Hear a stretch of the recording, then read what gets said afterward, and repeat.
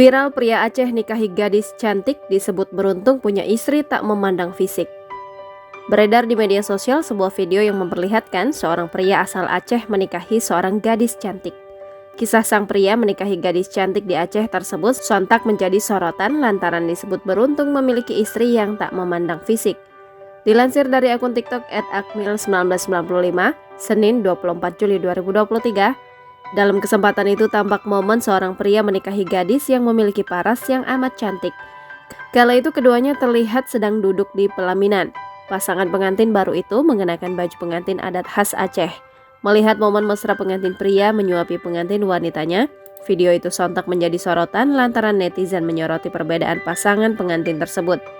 Sebagian warganet memuji sosok pengantin wanita karena dinilai tulus menikahi pasangannya tanpa memandang fisik. Begitu juga sebagian warganet menilai sosok pengantin pria yang beruntung mendapatkan pasangannya yang berparas cantik. Bahkan sejumlah warganet sampai meminta tips rahasia kepada pengantin pria agar mendapatkan istri cantik.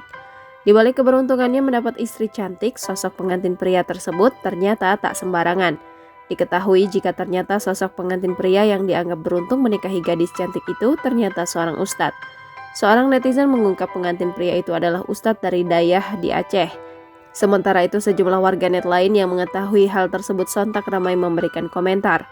Tak sedikit yang merasa takjub dengan pasangan tersebut yang menikah dengan tulus.